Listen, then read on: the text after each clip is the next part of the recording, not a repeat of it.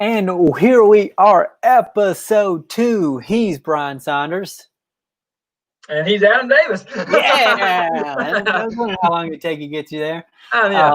And welcome to the second edition of the Shakedown. We have an enormous show for you tonight. Bryan, we've got our very first guest. Yes, we have questions that you asked last month for the show that we have answers to, and we've got opinions galore. If our previous conversation before the show started is any indication, we also have a special surprise coming up shortly. And Bryan, I guess maybe I should start it off and then I'll let you kind of go into it. But we wanted to go ahead and have something special for our show, The Shakedowns, episode 2. We love some hype, don't we, Bryan? Oh, yes, we do. We love hype. We love building stuff up. And so we thought there's nothing better than having our very own, doing it the only way we know how, and bringing in an intro for the Shakedown. And so Bryan and I scoured the internets. We went on the Spotify's. He went to several Walmarts looking at the record bins. And we finally found a song that we really feel like not only fits the show, but fits our... It's 10 count. Yeah, it fits 10 count and where we see not only the Shakedown going, but 10 count going. And honestly, I couldn't be more excited to debut the intro because, just to give you a little background, we've been doing videos for, what, didn't we say 10 years? 11 years, now. Yeah. And so this what we wanted to do for this intro is once we found a great song, I wanted to go in and find just clips and photos of the past that act as a constant reminder of what got us here. Yeah. Because we want to show you where we came from and how we got here. And so, Bryan, I feel like this video kind of does that. Yeah, I think so too, and I'm so excited about it. You put a lot of hard work into editing the video and whatnot, and this is the first video that we actually have that's going to be in this format that we've edited, chopped up, and whatnot. First, because of the prior, we would just put the lights and show the background of the screen, but this will be the actual first video that we've edited, and we are very, very excited about it. Without any further ado, very excited here. We have an action-packed show, and it starts right now.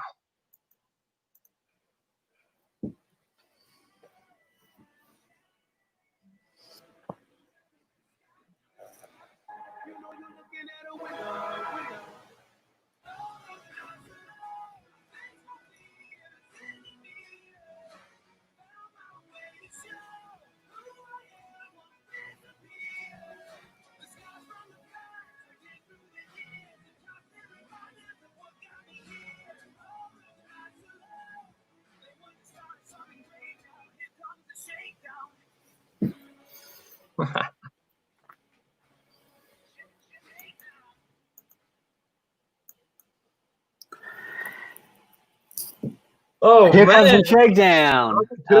Shakedown. Woo! That was good. That song never fails to get me pumped up. I use it in the gym all the time. I almost know the lyrics now. But Bryan, let's not keep our guest waiting any longer. I'm going to let you do the honors of yet again introducing him. He has been such a joy to get to know the past little while, and I'm excited to welcome him to not only the show but the group. So Bryan, please do us. Yeah, let's bring him in. We hyped him up at the end of last show. He is my coworker, huge wrestling fan. So welcome everybody. Cameron Bullock here, live on the Shakedown. Woohoo! What's going on, guys? Thank you all for having me. Hello to everybody. My name is Cameron. Glad to be here. That was a fire song. I like that. Thank you. We brought the hype, so kudos to y'all for finding that song. I'm going to have to put that on my Spotify. It's by The Score, and it's called The Shakedown. Oddly enough, but they have so many great songs that honestly, like, you could literally do. WWE is famous for their little vignettes and their promo videos, and Yeah. almost every one of their songs could be used for one. Like I see every time I listen to one of their albums, I just see like a Ric Flair montage of his 85 retirements going through my head. Like, Yeah. 87, close. Yeah, okay, nah. I know I'm always off. But Cameron, thank you so much for joining us for Yeah. this show. Yes. We're going to get to it in a minute. But the show is going to be. We brought you in because we want to talk about AEW and NXT. And we're going to discuss this more in depth shortly. But I want to give a little brief overview, and then we can go into some questions Bryan asked everybody last show. Yeah. But we wanted to. Bryan watches AEW more. Given day to day, you probably watch AEW more than NXT, Yeah. whereas I probably know more about NXT than he does. So we thought it'd be a cool idea to switch it up. I watch AEW for a month. He watches NXT for a month, and then he told me about how you watch them both, sometimes side by side at the same time. And so, like, I think it's a great idea to have you on here as someone who's knowledgeable to kind of talk about it and have some fun with it. But first, Bryan, why don't you catch us up on the questions you had last episode?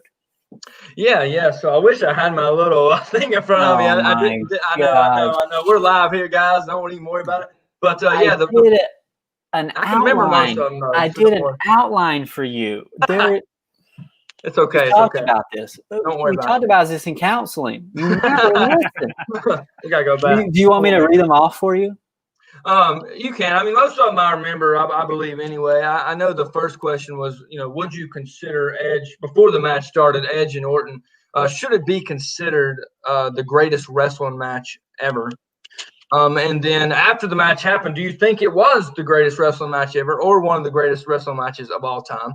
And then the last question was, what do you think is the greatest or one of the greatest wrestling matches ever? So, and we have some comments too. We'll get to that in a minute about that. But yeah, Cameron, why don't you start us off? The first question? Do you think that going into the match, Edge versus Orton should have been classified as the greatest wrestling match ever, or do you think that was too much? What's your opinion? Too much, man. And of course, and don't get me wrong, I am not a WWE hater or any of those things. WWE does some hateful things, like playing with our emotions all the time. But I think you're already asking for trouble when you say you're promoting the greatest wrestling match ever. That's a very lot of pressure. A lot of pressure for yourself, especially when you haven't been producing great wrestling matches in a long time. So my answer is no. I don't think it was the greatest wrestling match ever. If that's the second question, excuse me. It's hard to do that. It's hard to promote the greatest wrestling match ever because it's subjective. So yeah, right. It's your opinion. There's no facts that, unless you go by Meltzer stars or whatever, like there's no fact of what is the greatest wrestling match ever. Because arguably some of the greatest wrestling matches, in my opinion, have happened outside of the WWE in the last decade, in my opinion. But everybody has an opinion, so. Yeah, no, definitely. Yeah, so I know you said you don't think that Edge Orton was the greatest wrestling match ever. So I guess talk just a little bit about that and why it's not, and then me and ask our opinions.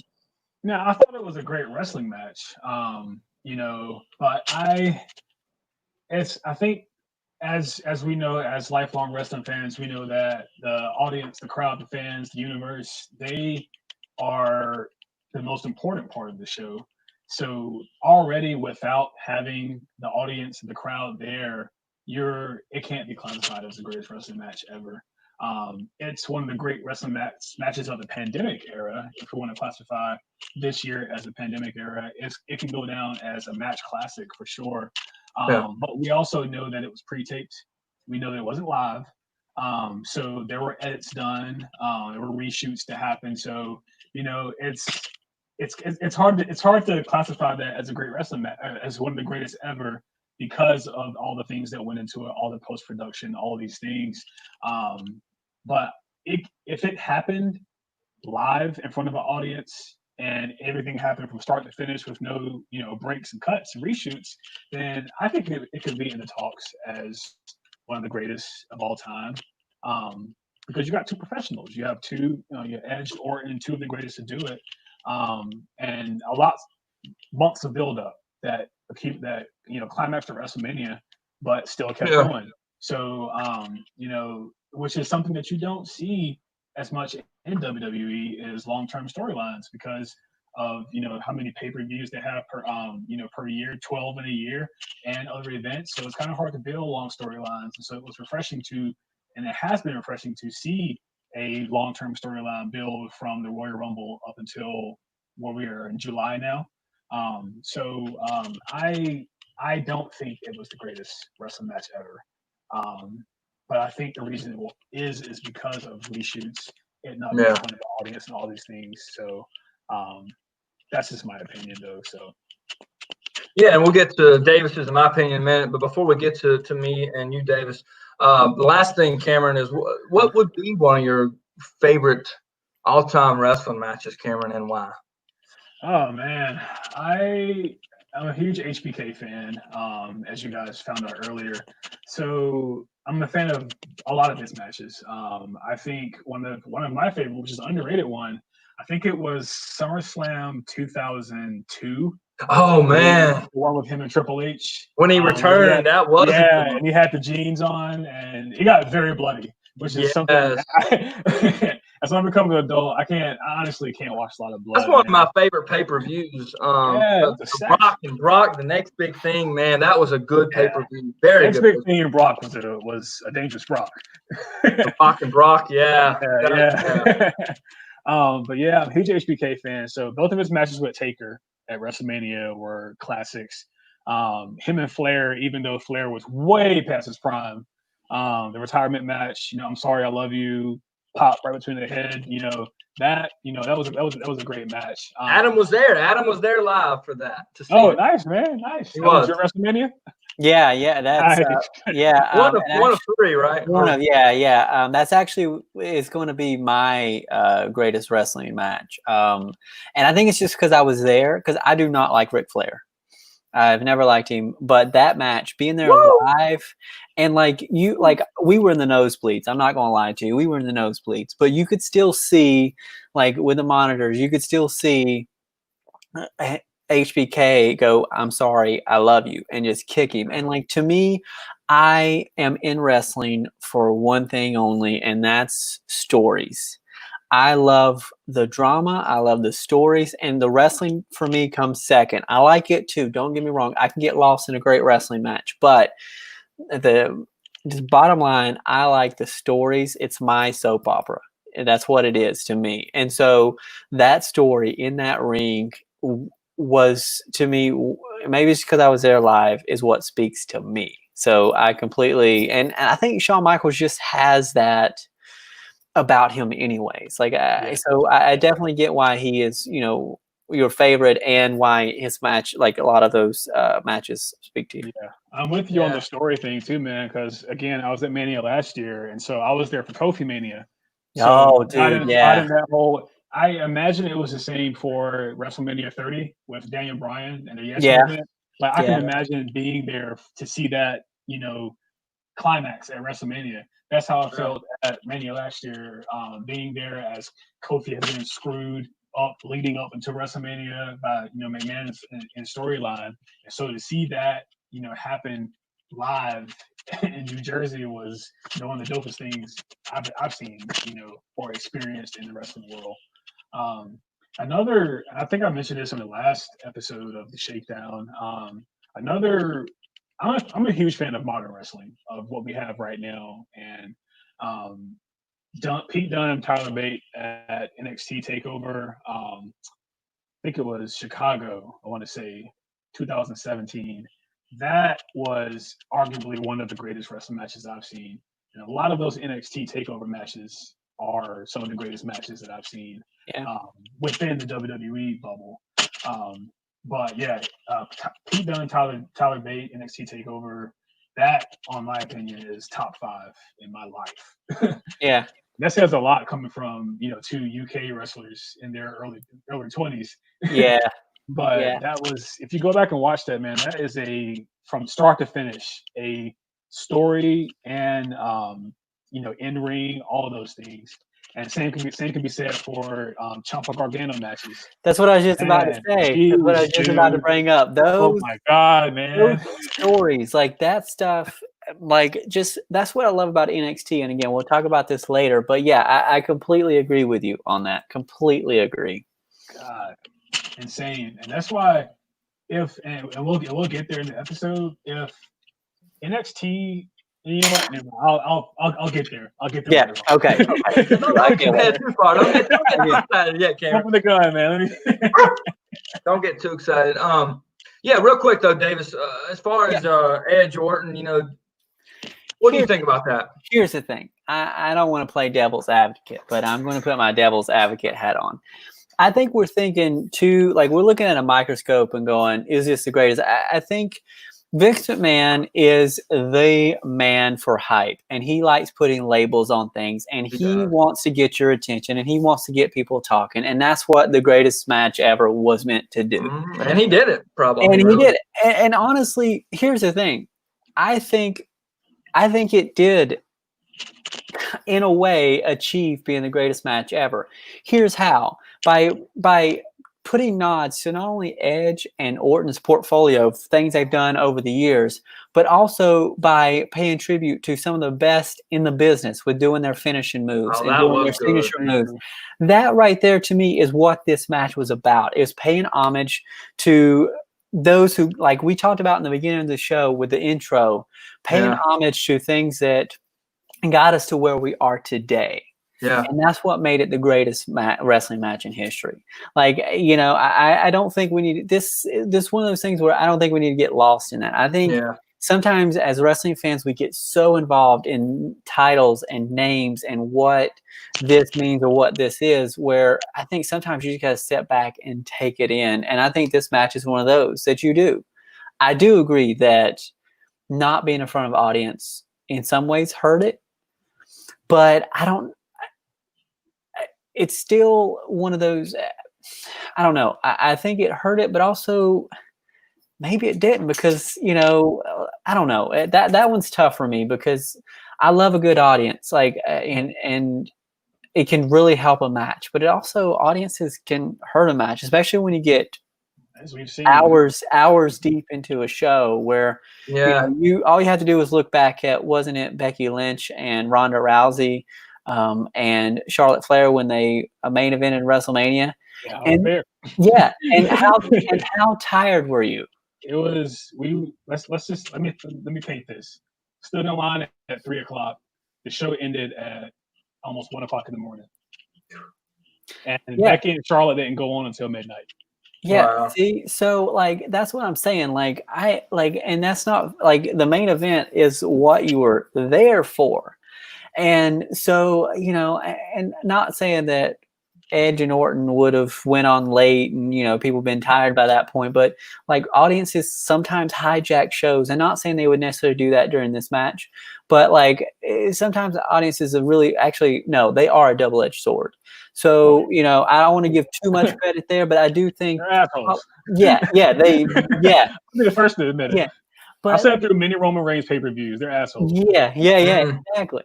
So, I think we look too much into that. I think you take it as it is. But I will say one thing you were right about. Well, you were right about several things, but one of them specifically, and Edge even preached this. I don't know if you guys ever listened to Edge and Christian's podcast that they used to have before Edge came back. But they were great. But he would always preach about how being the best ever is subjective. And each person, everybody's going to have different favorite matches. Everybody's Mount Rushmore of wrestlers is going to be different. Everybody's Mount Rushmores of tag teams are going to be different, and so you can't really put a label on it. Just like you can't put a label on who's better, LeBron or Jordan. You can't put a label on who's the most decorated 10-count member, Bryan or Adam. Me, but I knew you were going to say that. I just knew it. But I've won multiple championships. Bryan won one, and that was with me. We were co-champions the first season. So honestly, but in all seriousness, Use like, Marty Jannetty out of y'all too. yeah, I haven't turned on him yet, but give him time. I'll kick him right through a barbershop window. I'm not afraid. I mean, I can't quite get my leg up that high, but I have to bend down a little bit. But but no, like I just like it's fun to get lost in what is better and like who is better and who's the best and have those conversations because like that's my favorite thing. That's what I do like about having conversations like this is you can discover new matches and you can discover new wrestlers possibly just by talking about this. Like now I want to go back and watch those that you mentioned earlier, Cam, because like I don't think I saw that takeover, so I don't really remember that. And so I think that'd be cool. So yeah, like I think we're looking like sum it up. I think we're looking too deep into it. I think for what it was, I think it met the greatest match in history, but I didn't take it too seriously because I don't think that's what it was meant to do. Yeah, it's easy to get lost in that stuff. Yeah, especially like once you self-proclaim something to be something, it's not going to be that. Like it throws it out the window. Expectations are high. Bryan can account to this. Like when he hypes stuff up, he always goes hard, and it's never going to meet that. Like It usually does, but not always. It never does. His doesn't either, though. His doesn't. No, they don't. Table, man. Take it till you make it, right? But yeah, before we move on to AEW versus NXT, I'll give my take, and then we can also give what Danny said, and then also maybe what Alan said as well, and then we'll get on to AEW versus NXT. But yeah, as far as Edge Orton, real quick, I do think it was a really good match. The fact that they did edit it kind of does kill it for me a little bit because I feel like if you take any match and edit it, you can make it really appear as one of the greatest. And I don't know how much they edited and cut and this and that, but that kind of kills it a little bit for me. I do think it was really good, though, very entertaining, and it was pretty cool that they paid homage to I think The Rock and all those different superstars with the finishing moves that they did at the end. But it was a great match. As far as one of my favorite, I'll get to storyline and then matches. Storyline, which I don't think Adam's going to probably agree with me here, but one of my favorite storylines of all time was Kane versus Shane. That was it was brutal, and I knew it. He's out of here. He's at see you later. But yeah. Kane versus Shane was just intense and crazy with him electrocuting Shane's balls and that's right. That was horrible, man. You had to say that, and then Cam like, oh yeah, and then Kane pile drive Linda McMahon on the stage. I mean, it was just crazy, and to me, it was fun. It was entertaining. But as far as wrestling matches, Cam, you're gonna like this one. One of my favorites. You probably will too, Adam. All time. I think it was WrestleMania 21. It was Kurt Angle versus the Heartbreak Kid, Shawn Michaels, and man, oh man, that was a really good match. And they had a run back at SummerSlam as well that year, and that was a couple classics right there. And the WrestleMania one was one of my favorites all time, besides Goldberg versus Brock Lesnar. I mean, come on, let's be honest, guys. This is the point of the show where I mute Bryan. I will say also, I told Cam this before. I love Goldberg. Obviously he's not a great technical wrestler. He's not a lot of things. He is intense. That's one thing he is. Yeah, he's a businessman. He can go camping if he wants to get intense. I'll tell you that right now. Yeah, he knows what he's doing. Yeah, but we should keep the microphone away from him, though. Yeah. He's gotten better, but he has. I mean, he's a little bit better than like Brock. When Brock wants to be like Brock, can be good on the microphone, but he needs Heyman though at the end of the day, and like even Goldberg can kind of be by himself. Like he doesn't need a Heyman, but yeah, I think also to kind of double down on storylines. One of my favorite storylines I've ever seen in WWE was Money in the Bank 2011, CM Punk and John Cena. That whole storyline going in where his contract was expiring, and he was the WWE champion, and he won and left with the WWE championship for like a month or so, and Cena ended up winning the vacant WWE championship the next night on Raw, and then Punk came back with the belt, and it was like two WWE champions. I thought that was one of the great storylines of that era for sure. Remember that? Well, see, That's the thing. Like that's what I wish. And Brian and I have had this conversation before. That's what WWE needs is to get like when they're at their best when they use reality and blur the lines of what's real, what's not. That's when they're at their best. That or when they go straight fantasy, like you see with the Fiend and Bray Wyatt. Like when they hit the middle road, where it's like like Lana and Bobby Lashley. yeah, like no one wants that. Nobody wants that. No. Abort. Nobody. That was weird. But like, stuff like that is what I love about wrestling. And sometimes it's hard to articulate that. But like when it's watching, like, you can say what you want about how great the Attitude Era is and there'll never be another time like it. But when you go back and watch it, there's a lot of garbage you got to sit through that is not worth it. But but when you get to that one storyline that grabs you and like, I mean, I'm not saying anything different here, but like Vince McMahon and Stone Cold Steve Austin, when you guy is flipping off the balls and giving him the business, like there's nothing better than that. And so it makes all that other stuff you sit through and go through and watch worth it. Yep. Yeah, no, definitely. Actually, there was a lot of Crash TV. That's for sure. Yeah. A lot of it. I went through and watched every Monday Night Raw. I think a few years ago on the network. I watched. It took me like months, but I went through each Monday Night Raw from like '97 up until like 01, 02. Yeah, I've been meaning to. Man, there was some crap. Yeah, and it's like, what am I watching? And then I'll go, I was watching during this time. Who is this person? Yeah. Who is this? And like, and like they're on for like, I can't remember her name, but there was a woman and like, she was a tall woman. And like, I don't know if it was you and I, Brian, or if it was me and Aaron, but we were watching and she just comes out and like, she's on a couple episodes of Raw and we're like. The one with the tank top? Maybe it wasn't she blonde? Nicole Bass. Yeah. I Googled her recently. Wow.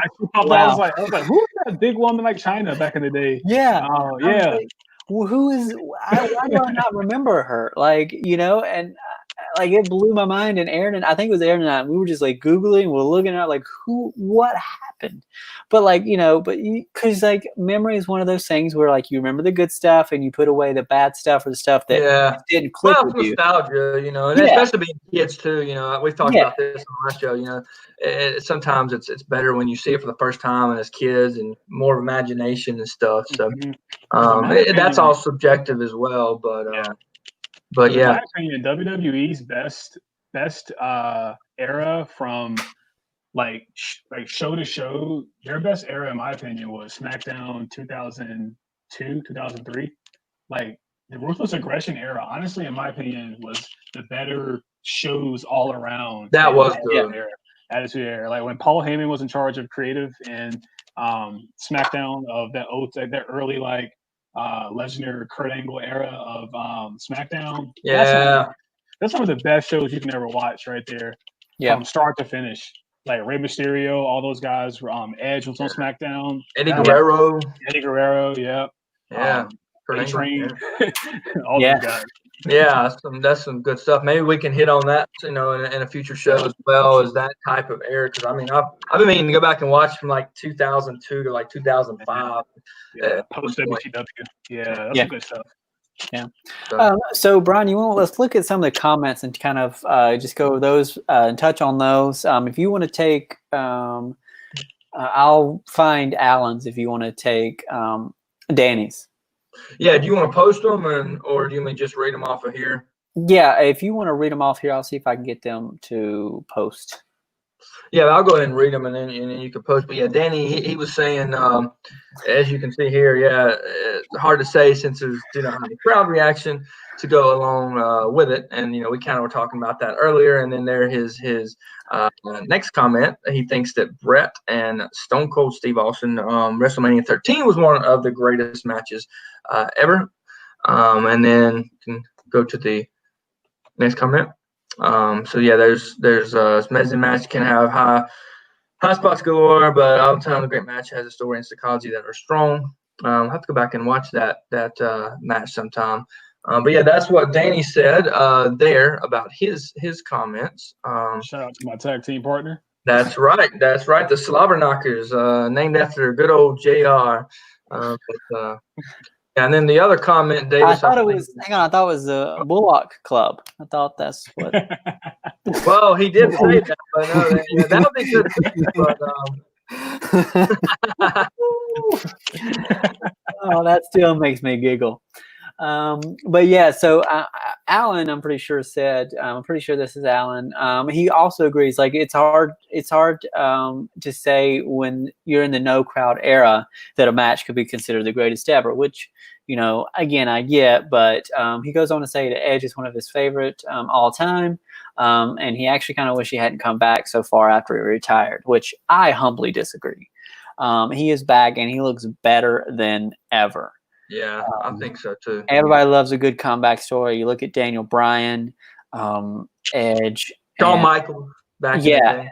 And so and I'm just glad he found his smile because that really worried me. It's one thing to come back from concussions and spinal issues, but when you lose a smile, it's hard to find it. 90s HBK and post 90s HBK are two different HBKs. Yeah. And also, Alan was talking about greatest wrestling match of all time. He thinks Ric Flair versus Ricky the Dragon Steamboat at the Chi-Town Rumble for the NWA World Heavyweight Championship. It had everything: story, drama, intrigue, amazing athleticism, believability, and was for the most important championship of the time. Yeah. Also, Steamboat versus Randy Savage. I think it was WrestleMania. One of the early ones. I can't remember. Sometimes I'm bad at the history stuff. But I remember nothing. It was Randy Savage versus Ricky the Dragon. That was a great match. And then one more, Shawn Michaels versus Razor Ramon back, I believe, in '95. I think that was a really good match as well. Ladder match or the ladder match. Was that SummerSlam or Mania? SummerSlam. Yeah, great match. So that's we definitely went on there for a while. It's a lot. You can talk about that for hours and days about wrestling matches and storylines and who's the best and this and that. Adam, Kim, let's get into what this show, the second episode, was about. AEW on TNT versus NXT on USA. And let's get into that here. And we brought Cameron along because he has watched every episode of NXT and AEW, and he usually watches them simultaneously side by side. So we'll get his opinion in a minute.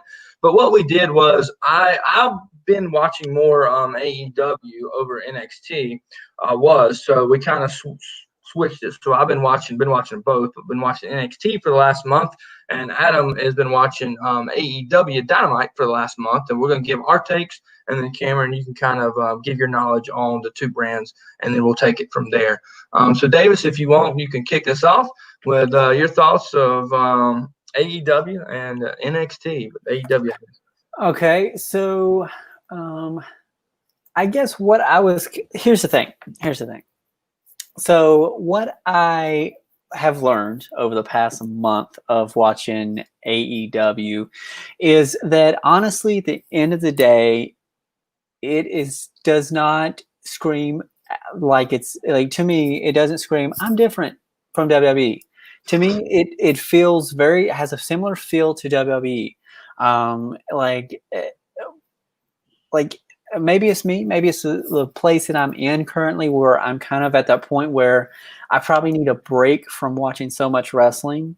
But it didn't feel like it was as different as I was expecting. Now, that's not to say it didn't have flavor. It has what I like to call flavor in it does things differently. My favorite thing about AEW that I really enjoy, and honestly, I could see me watching AEW for this, one of the reasons, and that's the commentary. The commentary is refreshing.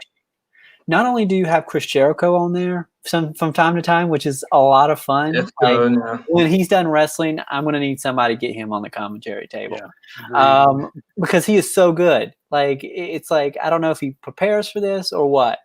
But also, when you sit back and you look at that team, a lot of experience. But also they're not in it for themselves or for the company. They're in it for the stars in the ring. Yeah. And I love how they not only talk about the people in the ring and what's going on outside of the wrestling ring for them, or, you know, like storyline, like what happened, like they're trying to catch you up on some things, but they also draw back on previous experience, whether it's from the wrestler in the ring who maybe did this 10 years ago, or something that announcer experience years ago. They learned this or that from this person, like they'll name drop. Mm-hmm. Like, I love that stuff. That gives it flavor. That gives it kind of, you know, it's like when you're cooking and you put in a little chicken stock and you get that gristle from the bottom of the pan because it gives it that flavor. You know, you don't have to do that, but it helps and it improves the dish. And that's kind of what they do here. And that's what JR was so great about. And WWE does not do that because they're so busy trying to appeal to a larger audience, and they're trying to promote the network. They're trying to promote, watch Backstage, which, you know, isn't that what they called it? Renee Young's show that is now no longer. Yeah, no longer. Yeah. And like, you know, watch this, or hey, don't miss us on Tout. Okay, yeah, that was a dated reference. Sorry. Yeah, 2 months. Yeah. Well, I mean, give or take. Watch us on Quibi. Oh, damn, that's too soon. But yeah, so like, you know, and like WWF New York.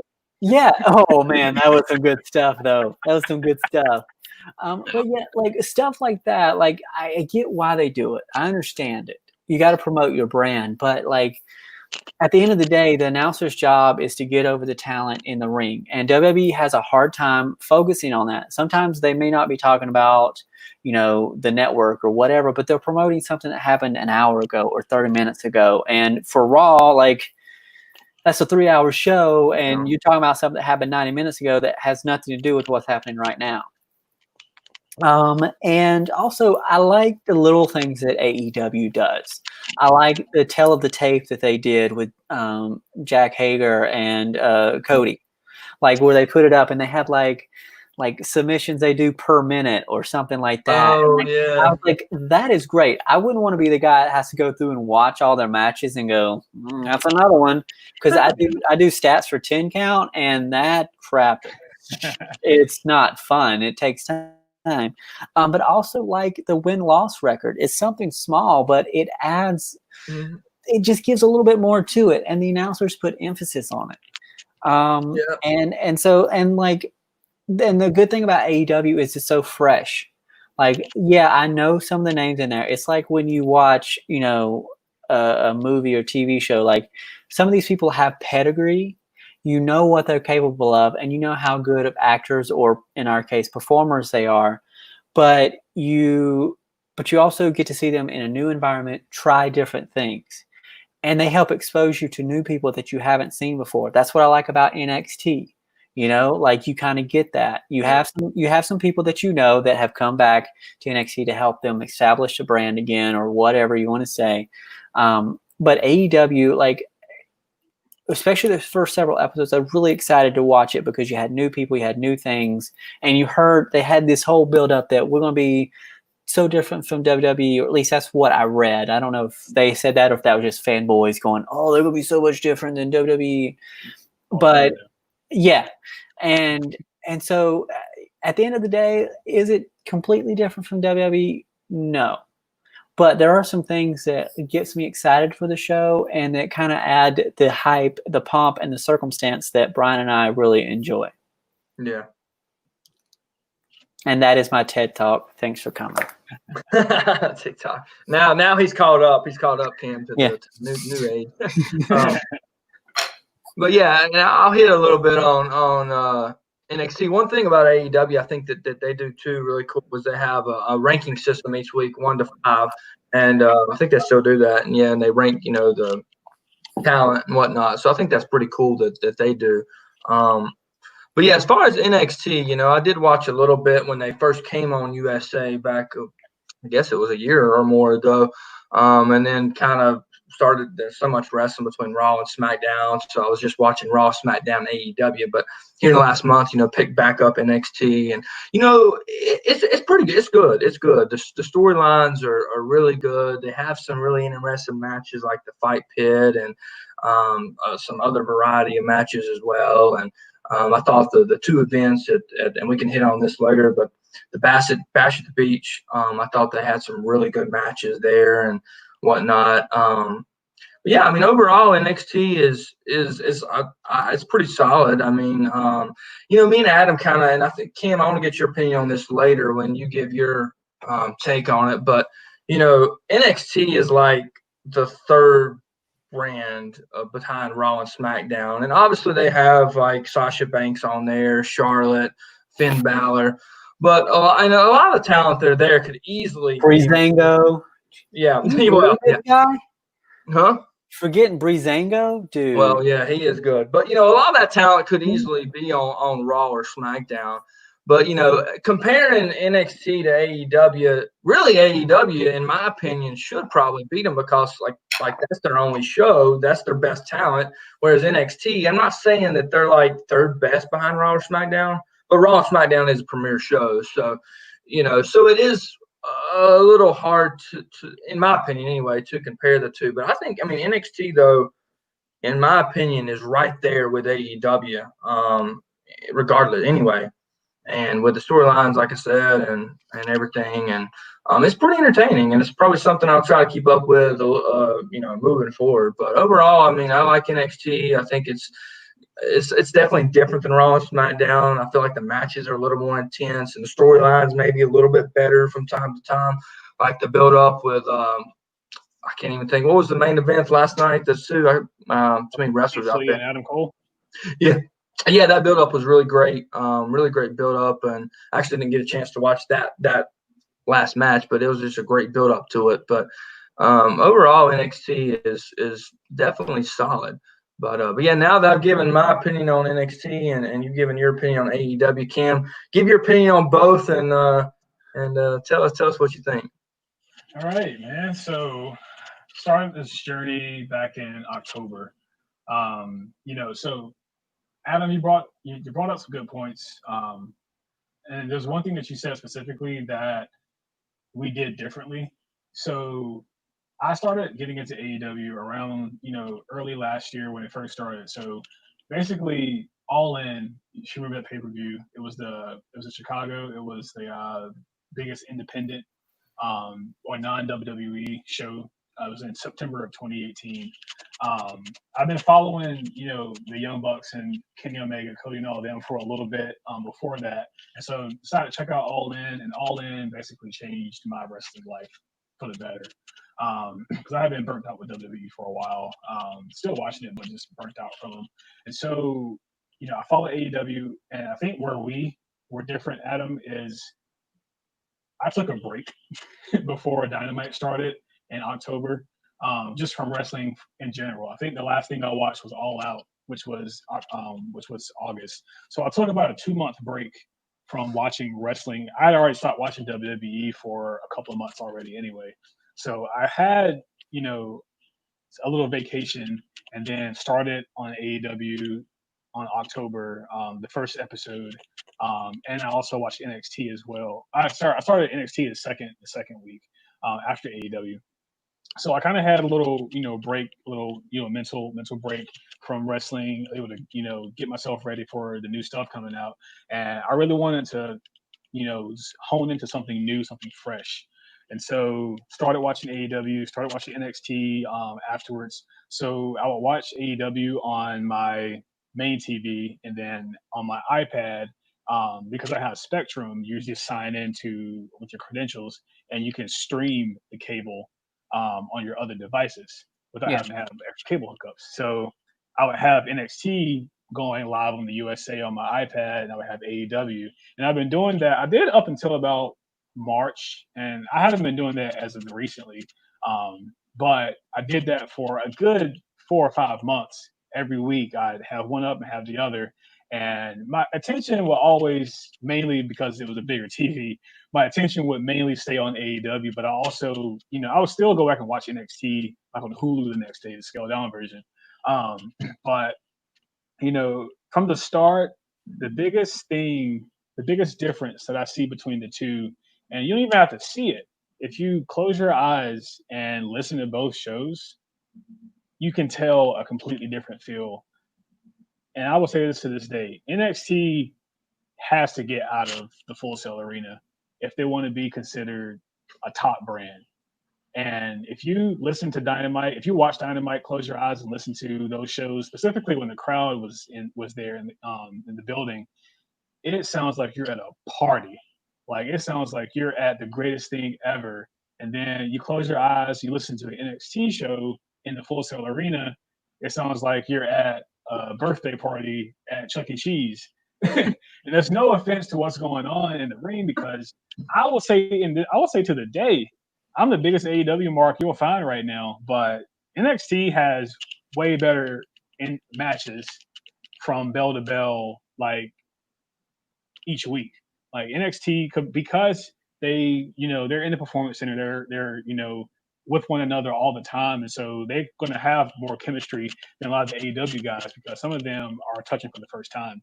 So as far as in ring goes, NXT has AEW, in my opinion, for matches and match quality. AEW still has great matches, don't get me wrong, but NXT, those guys are in their ring. They're old school, going at it. But in my opinion, NXT has AEW over the matches, but as an overall show, from start to finish, AEW has stole the show every week, even in the pandemic era.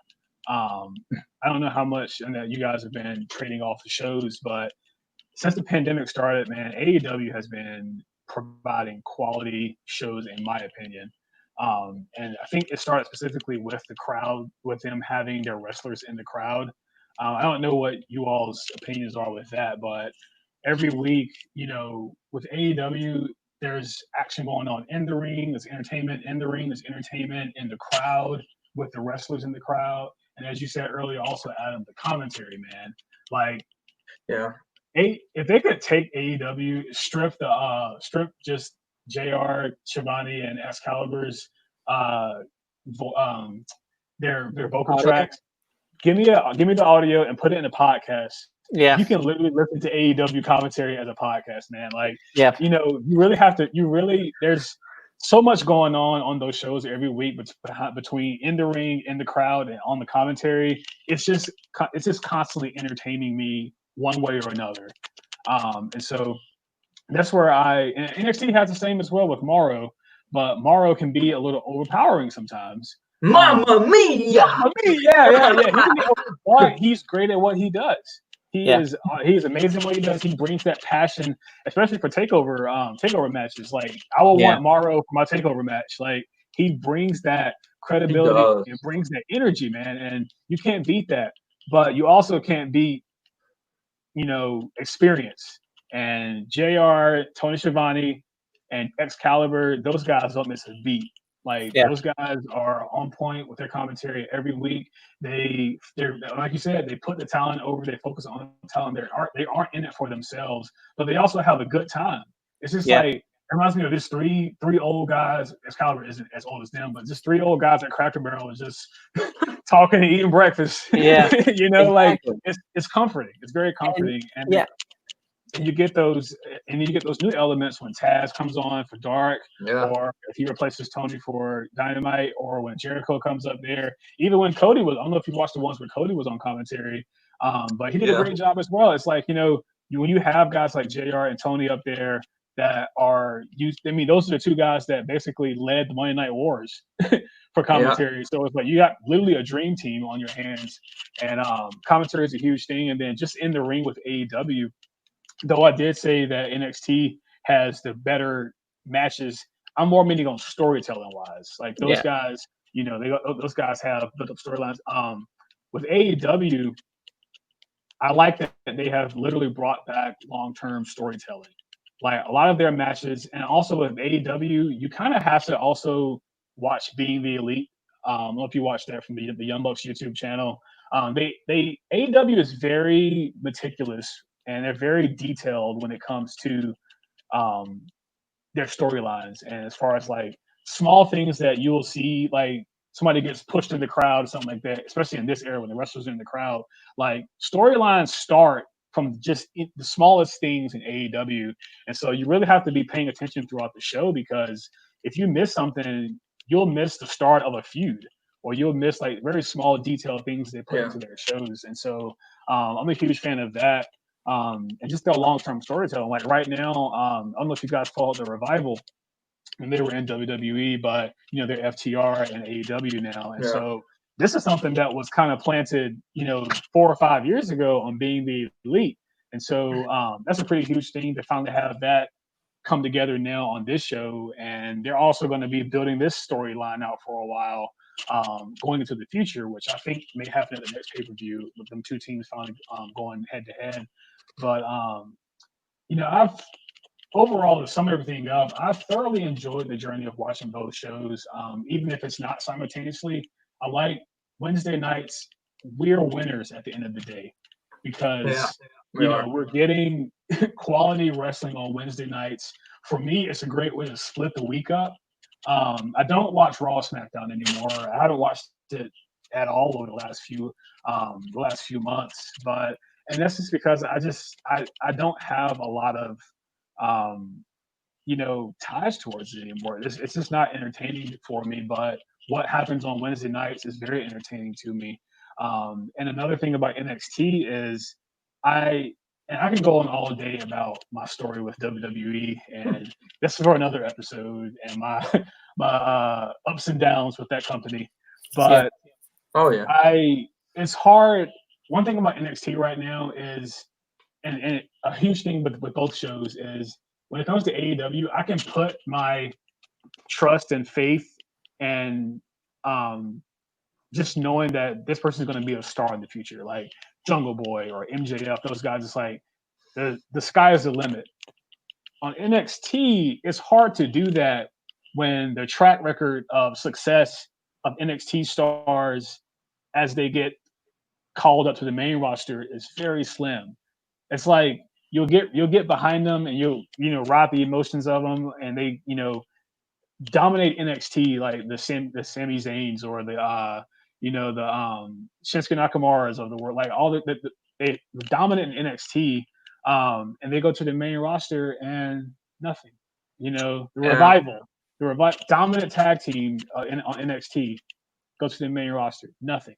It's like in the track record, it's almost like we don't want people to leave NXT because we know that they're going to just flounder on the main roster. Like EC3. Yeah, exactly. And for me, that's hard to put a lot of emotion into NXT's talent now, because they're going to be misused. As when they get Shayna Baszler, prime example. Shayna Baszler, she was one of my favorite women's wrestlers in NXT, dominant champion, held the championship for almost a year, I believe.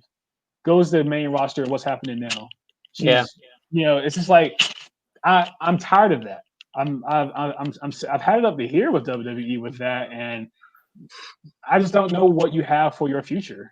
Like when you keep bringing your future, when you bring them up to the main roster, because they're not drawing immediately. And they're going back to the well of people that they know.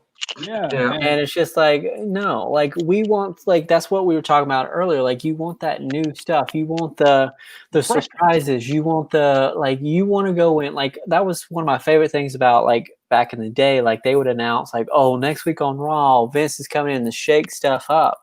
Like want these new moments. You want these new moments. You want the Daniel Bryan's, the Kofi Kingstons of the world to come in and conquer it. And you want to see these people succeed. Like, I'm with you on Shinsuke and like Finn Balor. Like I love Finn Balor, but like you had to go back to NXT. Yeah. And like probably the best thing for him is NXT, because I think he's going to shine more there. And you're right. Like I want to go back to your point earlier about the audience and how that kind of impacts NXT versus AEW. Yeah, we didn't watch that. I didn't experience that with AEW. but I can tell you, I've watched a lot of NXT takeovers, and there is nothing like them being in the arena for takeovers. That is what sold me on NXT and got me excited about the Finn Balor's, the Ciampa Garganos, the Shinsuke's, and like that. That right there is what I love about NXT and why I want it so bad to succeed and to be best. Saturday nights, I look forward to Saturday night takeovers, man. Yeah. If you gave me a takeover crowd on Wednesdays and a dynamite crowd on Wednesdays, I don't know, dude. I would like that's literally where the Wednesday to me, the Wednesday night wars would be a legit war if Yeah. they And were it'd be fun. if NXT toured arena. Yeah. They were Wednesday they were night. talking about doing that. They in were, January, yeah. and then But they that's the didn't, biggest and now difference. this happened. So Because they're still putting in quality work in the ring and storyline wise, they're still killing it. It's just the crowd, man. Like it takes me out of it. It takes me out of it. Like because NXT for a while had the roll off. Like they would go for like an extra 7 minutes after 10 o'clock. AEW ends right at 10 o'clock. yeah, So I would flip over to USA after 10 after a loud dynamite crowd ended, and it's almost like the volume went down to like 7 when it was at 27 before. And it's because that NXT they're clapping, but it's just like it's like muffled. It's like an Impact crowd, you know? Yeah, It's like exactly. TNA Impact. Too soon, Brian? Yeah. ooh, yeah. But like I agree with you. I agree with you completely. Like I was always like a very casual NXT fan, but I'd watch the takeovers, and that's how I would find out how to feel about people and like the characters like Velveteen Dream and like discovering people like that and just seeing like and Shinsuke when he was there, like that the artistry and like how they thrive there, whereas they go to WWE and your creativity, your artistry, it kind of it doesn't get enough sunlight and enough watering, and it's like it just shrivels up, and you either stay there in the mid card or you are just filler for whoever is coming back this week because we need more Ric Flair in our lives. Yeah, exactly. Cody Rhodes said a great thing on a podcast a few months ago.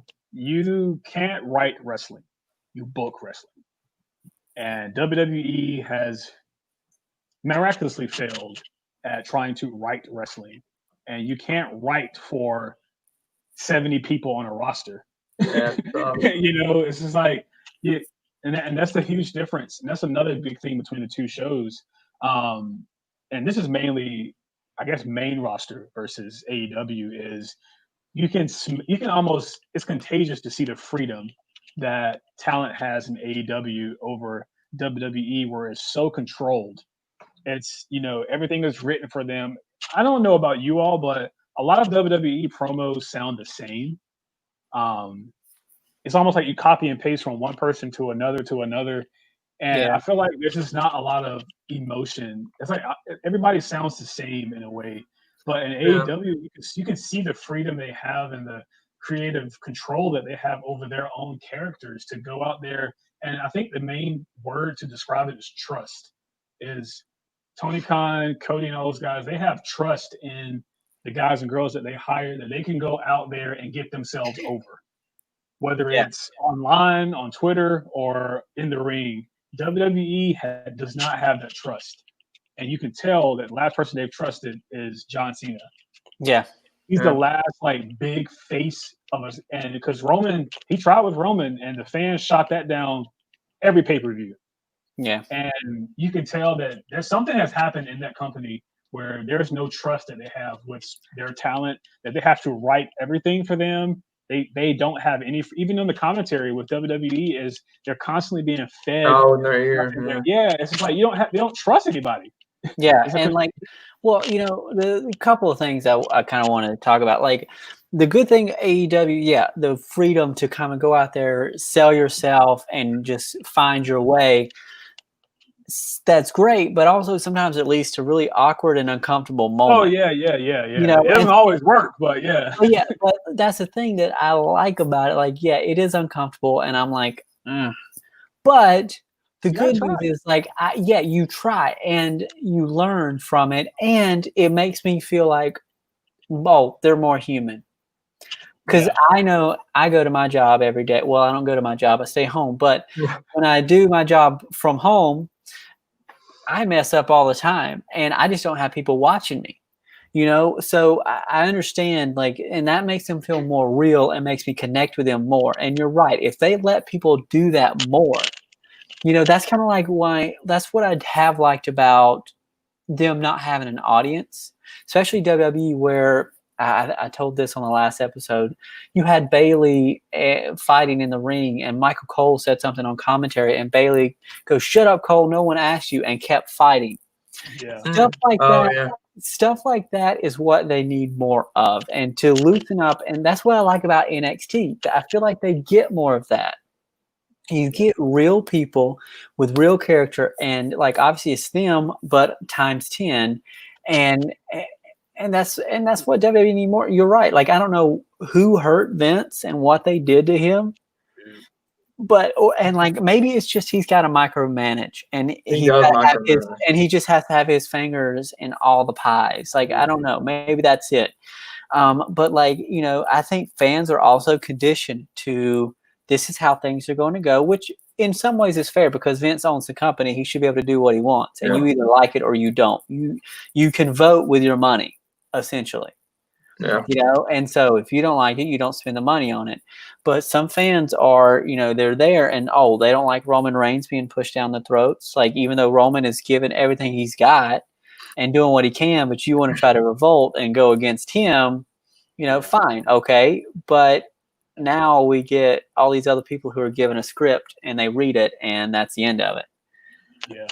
Yeah, and I think back to the script and stuff. I've heard that WWE is getting a little bit lack on that. They're giving talent a little bit more say so, but still, I think most of it is scripted for the most part. Other than some of your big superstars, maybe like Randy Orton and Edge, and some of them aren't as scripted, but a lot of it is. And yeah, I think like you said, Davis, that can be kind of it can be a good thing or bad thing because sometimes scripted can be really good, but sometimes it almost seems like you're just like a robot and just saying things and not having that emotion. Yeah, no, robot is the right word to use. Yeah. It seems very robotic. Sometimes, yeah, sometimes. And Cam, like you were saying earlier, you can't have, these writers writing for 70 different people. Yeah. But what you can do and what they used to do in the Attitude Era is you had certain writers and they learned how to write for people or learn to work with people to find that voice to help someone. Because you can't always depend that a Bayley or whoever is going to, especially when you're giving people gimmicks that they don't connect to. Like if they don't connect to that, then that's hard enough. Yeah. If they can connect to it, then they know how they feel inside and they can take it, or you can have a writer help them take it and times it by 10. Like the New Day. That started off really weird and it got, Yeah, they found their voice. They allowed them to find their voice and look at where they're at now. Like one of the reasons I still love wrestling is watching those three, and like even like outside of WWE, like watching Xavier Woods and stuff. Like it's inspiring, and it's like you let people just learn and go, and like that's what I respect about AEW. People are learning on the spot, or they're just out there feeling things out, figuring things out, and sometimes it's cringy, but that's TV, baby. Yeah, that's something right for everybody, and I think.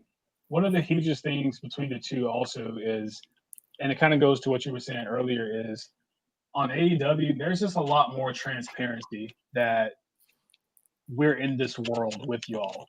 And WWE, it's you're in our world. And WWE almost never acknowledges the outside world other than what's in the WWE world. And trust me, I was in that world it's almost like a cult in a way. And that's why I think AEW was so refreshing for me because I finally broke away from that WWE cult that I've been in since all my life. And it was finally refreshing to see something different. And that's contrary to what you said, Adam, earlier about you don't see much difference. That's honestly what I see, man. Like the difference is the transparency that, the fourth wall will break it if we need to break it. Like we'll shoot if we need to shoot. Like it brings that like real life that we're a professional wrestling company, on planet Earth, not we're the WWE and you're in our universe type thing. You know, that's how I feel. I just feel it's way more transparent and more realistic in a way than it is in WWE. Yeah, I can see what you're saying there, but like I'm looking like in terms of like personalities and just like it didn't like the matches themselves didn't feel much different. Like, and again, I'm not like watching hardcore, like taking notes, but you can't like, do it so much different with wrestling. Yeah, you know, exactly. Not so much. And wrestling's wrestling at the end of the day. Yeah, That's my favorite shit out there. Like basketball. I do see your point, and I think to your point, the culture is what's different, and that allows more freedom and it allows more openness. And you're right, WWE is a bubble, and that's what I hate about WWE is that it's in a bubble and it's nothing happens outside of that bubble, like unless it's sports related, and they can bring our talent. Yeah, and they can bring that person in for whatever amount of money they can do it. Which still bothers me. Like, and even when AEW did that with Mike Tyson, I'm like, that's what I mean. I understand you want to appeal to more people, and bringing people like that in helps. But like, to me, it's like you have enough talent. You don't need to branch out to people who are, some of them are past their heyday. Oh, you know? And like, it's fine. You want to bring them in as a support role. And like, because I think that's what I kind of like. At first, I was like, your sound. Like at first, when AEW was launching, and they had Arn Anderson and Jake the Snake, and and I'm just like, hey, WCW, welcome back. But now that I've watched it, I'm like, they are not the focus, and that's what I like about it. Like, yeah, and they're more there, and like to me, that's what I like about. Just lost it. That's what I like about NXT. Like Triple H is there, but he's not the focus. You know, WWE, Ric Flair is constantly coming back. I don't care. I don't care about Undertaker. Like sometimes that works, but we don't need the Undertaker. Like it's cool to see because that match was great, the graveyard match, but we don't need to see Undertaker and AJ Styles. AJ Styles doesn't need that. You know, and so like. And like I think it's cool that Edge is back because I think he's still got a lot in his tank, and I'm excited to see him with, especially once they get past Orton. I think Orton is like a trial run for Edge to get him comfortable, and then now we start seeing him with people we haven't seen him before with, and I'm excited about that. But people who are past their prime, celebrities, or other sports figures, like UFC fighters. Yeah, and I'm like, I don't it's care. Disrespectful. It's disrespectful to the talent that is on the road for you, busting their bodies and killing themselves for you, away from their families. God knows how many months out of the year. Yeah. Oh, every month, but how many weeks out of the year? But it's like it's disrespectful for them to grind that much, and that's why I agree with CM Punk when he was pissed that The Rock came in and he had to put The Rock over to become champion to face Cena at WrestleMania. It's like I'm the one who's here, who's been champion for 400 and so days, and traveling and doing this every week for somebody from Hollywood to come in and beat, and I have to put them over. For WrestleMania. It's just disrespectful. Like I understand business, but it's just disrespectful at the end of the day. And I understand like some of these people have paid their dues. But like I can understand The Rock more so, but like when you have people who are like, Ric Flair and like who's he there building? Randy Orton. Yeah, I do hate Ric Flair. You really hate that dude. Well, why is he there building up Randy Orton? Why is Randy doesn't need that. And Rick is just sitting there in the ring saying, and like I will give him credit, like he's actually making sense most of the time while he's in the ring. But I'm like, we don't need that. Randy doesn't need that. Edge doesn't need that. And it's like, I get it. You're filling time between, when Edge is better and you get another Randy and Edge match. But it's like stuff like that. Like even the Big Show, love the Big Show, but you have how much more talent do you have that you can bring in and feature on Raw? And that's my point. Like Bryan and I were talking about this. Like we have seen the same faces on not only Raw, not only SmackDown, but NXT. If I see Charlotte Flair, if I see her one more time on NXT, Raw, and SmackDown, And I love Sasha and Bailey. I think that's cool what they're doing, but they're on all 3 shows. You don't need that. You have so much talent. Yeah. You have a lot of talent that is not only like they put the towel in talent. Like you got a lot of talented people that can carry a show and do fine. You don't need to keep going back to the well to the same people that you know can deliver. Give people a chance and find out what works. You're in a great time to do that. People have nothing else to watch. Yeah. Yeah. And y'all claim yourselves as an essential service. Yeah. It's y'all's duty to put on well, you're not entertaining us. You Yeah. know? And so, but like everything you just said, they don't trust anybody. They don't trust their talent. Well, and see, they're that's talent hoarders. Hoarders. That's what they are. Mhm. They hoard talent and sign these talents, these long contracts, and keep them hoarded for 5 years sometimes, and never use them. Yeah. And then once they're gone, they can't compete for 3 months. Yeah. It's like, you know, the problem, Stone Cold started this. Yeah. He came out there screaming DTA, don't trust anybody. And what does Vince do? Doesn't trust anybody. Yeah. So let's do this. Let's do final thoughts. Anybody got any final thoughts about NXT, AEW, WWE, anything? My final thought, and the last thing that I wanted to say about NXT and AEW, and this is actually pro NXT, and no offense to AEW's, but NXT knows how to promote their women. Yeah, AEW agree. has, and granted, right now, half of AEW's women's roster are overseas. Half their roster, they have like a few Japanese wrestlers and a couple in England, and I think, and so like they only have like half their women's roster right now.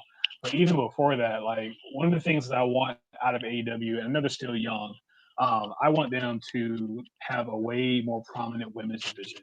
Yeah. NXT, top of the line women's, and TNA as well, but NXT or Impact, NXT knows how to make women stars, and they are miles ahead of AEW. But it's taken years to get them there, to acquire the talent that they have in NXT women's division. And don't get me wrong, I like Hikaru Shida, I like Penelope Ford, Big Swole. Like they're making Britt new Baker. stars. Yeah, they're fresh and they're growing. So that's why it's hard to compare, because they're still a young company. NXT's had 3, 4, 5 years to develop the women's division. So I have faith that AEW will get there. But as of right now, if we're comparing the two, NXT, their women's division is by far better than AEW's. And, I agree. Thanks for bringing that up. That was a good point. That was something I actually wrote down, was about I wanted more out of the women's division. And I am awful with names, but the woman in the wheelchair. Britt Baker. Yeah. I find that really annoying, but it's effective. She's playing that part. Yeah, she is doing that great. But I did want more. I'm like, this is a lot of men on this 2-hour show. It's a lot. And it's like, I was like, okay, but like, especially after watching NXT and WWE is not much better, Raw and SmackDown wise. Like they've gotten better, but I'm with you on that. I think that's a good call. NXT is cream of the crop. NXT and Impact, they have two of the best women's divisions, in my opinion. Yeah. And speaking, to kind of wrap it up, speaking of kind of what you were talking about earlier, Cam, about the UFC guys and bringing them in, and the old guys, making them kind of the top of the show or whatever, the highlight of the show. I think that's what killed TNA, bringing in, having like Tito Ortiz and some of those guys come in and not even hardly fight. And then obviously having like Hulk Hogan and some of those Kevin Nash and old guys running the show. And that's what eventually was the demise of Impact. So, I don't think that'll ever happen with WWE, but that just goes to show you cannot run a show off of UFC guys or part-timers, and whatnot. It's just, and old guys, it doesn't work. And I know WWE is not as bad as TNA, but go ahead, Davis. I just have a question. Does that include Goldberg? Well, I think it is good to bring back part-timers. Old guy? But you can't have timers run the show. But no, I think Goldberg and doing gets 2 3-minute matches. Yeah, I watched the Saudi Arabia show earlier this year. yeah, Goldberg didn't deserve that. Goldberg's a special. He's a special kind of guy. I mean, with his intensity, and he does not as much as he used to be. But this man crush is out of control. Out of control. Out of control, man. It's not even Monday. You can't do man crush Monday. My man crush is Cody. Oh yeah, I do love some Goldberg. Now, I'll admit, he's not the best of all time. He might be second or third, but no, I do love Goldberg. I mean, I just love his intensity, whatnot. But anyway, yeah. To wrap it up, I do want to ask you, Cameron, about this before we kind of wrap things up. A lot of people compare AEW to WCW as glorified, so I want to get your opinion on that. And then also, I want to ask you and Davis, do you think there will be another AEW show along with Dynamite? And then once you answer that, Davis, I want you to answer, will you continue watching AEW Dynamite on TNT past this week? Cameron, you go ahead and start yours, and then Davis. With WCW AEW comparison, they're definitely it does kind of have that same feel to it. Like you go back to on the network and you watch from like early Nitro.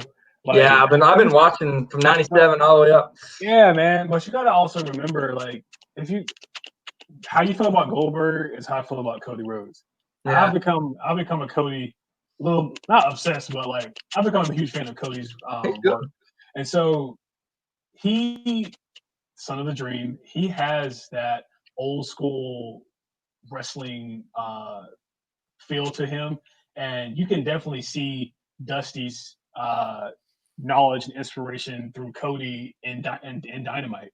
Like if you look at the set, it doesn't identically resemble Nitro, but it has those feels like the same kind of atmosphere that early Nitro. But I think also this is an interesting take on my end that I think AEW kind of has a little bit of both of WWF attitude and some of that Nitro feel as well. It's like a hybrid mix of the two. That kind of like anything can happen type feel. Because like I don't get that from Raw anymore. I haven't got that from Raw in years. Like you only get that feel from Raw the night after WrestleMania. Where you kind of have, the atmosphere is like, damn, anything can happen tonight, man. Like, but other than that, Raw is usually predictable, or I'm asleep watching it. AEW kind of has that where it's just like each week I'm on the edge, like what's about to happen, who's about to pop out, like, and it happened when I think after Double or Nothing when FTR debuted, like it kind of has that feel where you don't know what's going to happen next. Even though things are promoted, it still feels like anybody could pop out at any moment. And so that's what I like about that's the comparisons of the two of WCW. But I truly do feel like AEW kind of has a little bit of both of that late '90s from both shows, Raw and what was the other question again? Forgot that quick. What was the other question again, Bryan? Oh, is he going away on us? Yeah, I think though. Yeah, maybe something. A little bit. There he is. What was the second question again? Yeah, you see that, Cam? Okay, cool. Yeah, the next question was, do you think that there will be another AEW show, and how soon? Oh yeah, I've heard. Can you hear? Tony Khan has mentioned that they have with their extension with TNT, they're going to have another show. I don't know if you guys watch AEW Dark or not. It comes on YouTube every Tuesday night. I think AEW Dark is going to go on television. But if not, I know that they are going to have another show. It might just be an hour show or something like that, but they will have another show. That's pretty much confirmed now. I don't think it needs to be. Yeah, it'd be cool to see them. It'd be cool to see them in the Saturday night spotlight like they did WCW Saturday night and main event. I think that's a good opportunity for AEW to be on Saturday night spotlight. That'd be pretty cool. That would be. Yeah, that would be pretty cool. Yeah, and then Davis, my question to you was, will you continue watching AEW Dynamite on TNT? You know what? I think I'm probably going to go the route of Cam. I think because here's my issue. with Raw and SmackDown, I want to watch it because I have to do match cards and get ready for our pay-per-views and stuff. So I try to keep up with that so I know what I'm doing and what I'm talking about and what, and in some respects, like, how I pick, but that kind of takes a back seat. But I think I'm going to try to start going the cam route and watching NXT and AEW more. I have enjoyed AEW. I have enjoyed getting used to some of the newer wrestlers and learning about them. And that's what's great about the commentary team is they teach you about these people and you learn from them. And, what they've done in the past. It's not just about what they've done in this bubble, but what they've done before that. And I respect that because that's how you learn about people and where they come from and how they got to where they're at. And so, to answer your question, I do think I want to start watching more AEW. Not saying I'll do it every week, but I think my plan is to start watching NXT and AEW and using those as more of to fall back into love with wrestling again, because I think that's my problem. I have become so, like, I don't want to say jaded because I'm not, but I'm just like, I'm kind of like with Raw, like whatever, like. Some of the storylines are okay, like the Rey Mysterio, the Eye for the Eye. Yeah, I mean, that's interesting, but it's like, it's at the end of the day, like, I'm just like, I don't know. It's just a lot. It's a lot. I mean, I know that feeling.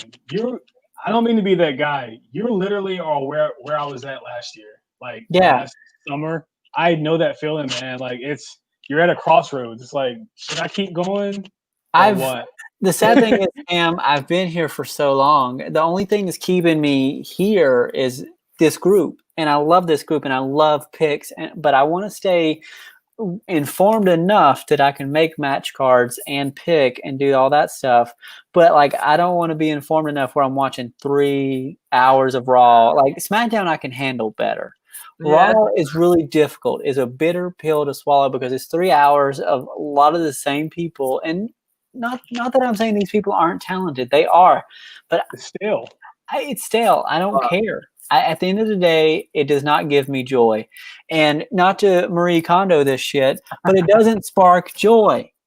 Dude, once you get rid of those, honestly, dude, once you get rid of Raw and SmackDown, you can still keep up with it on social media. Yeah. Once you get rid of having to watch it, it frees up so much time, man. Like it feels so much better to focus all your wrestling on Wednesday and have the rest of the week to do whatever. It's so much better, man. It's so I feel like I'm watching wrestling like every day, catching up. I don't have any because I've been watching them all, but it's tough, and I want to keep watching Raw and SmackDown, but I feel like that's all I watch is wrestling. It seems like, and it's a lot. It's a lot. It's like a part-time job almost. So.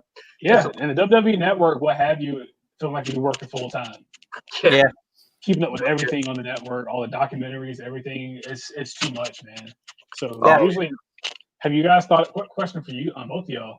Have y'all thought about if you all get into AEW more, adding AEW to the group in a way like the pay-per-views they have for a year? Yeah, I have. Like, I just started thinking about that tonight because before. I don't know if you remember when WWE exploded with all the pay-per-views that they started doing. Like 22 years. Just before they did that, we looked into, because there were so few pay-per-views, we looked into start doing NXT stuff. We were thinking of adding that to it, but like a lot of our members do not watch or did not at the time watch NXT or couldn't watch NXT because it was on the network and not everybody had it. So now it's on, it's still on cable, but like I'm not saying that we wouldn't do an offshoot because we tried an offshoot of TNA back in the day and we did that for a little bit. Not saying we wouldn't. I'm not saying that we probably, because I don't see that being an issue of, especially with them not doing like an event every month. Like I could definitely see us doing a side project where if you want to take part in this, pick with us and let's have some fun and see who. I would definitely be on board with that. Like, I don't think it wouldn't be part of it'd probably be separate. Yeah, it would be separate. But Brian, this may be a good chance. And for those of you who stuck around for 90 minutes, this could be a time where this could be a time where we like look at doing actual prizes and like money on the line or something like that. Because we've always flirted with doing something like that. But But with 10 count, like we've always wanted to keep that pure and no money involved. There's so many people too, and it'd be hard to get it from everybody. And so, but with AEW, it could be something fun to do. I think that could be something we look into in the future. Yeah, we'll have to discuss that. Yeah, and real quick before we wrap up, I want to get y'all's guys. You don't have to tell me why, but tell me what was better, Fyter Fest or Bash at the Beach? Just real quick. Okay, Bryan, it's Great American Bash, you son of a gun. Okay.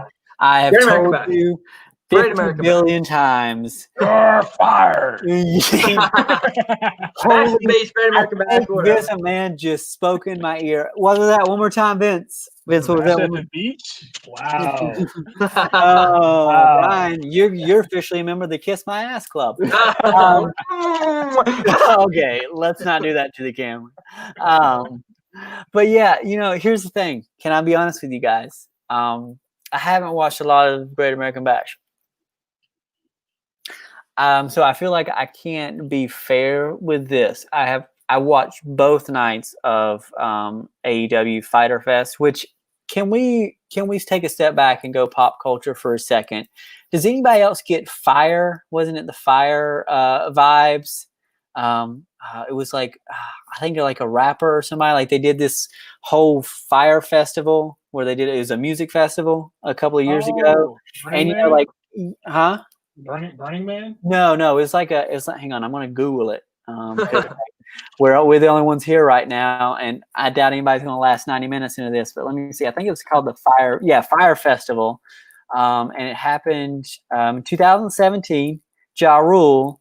Ja Rule, wow. Yeah, did this luxury music festival.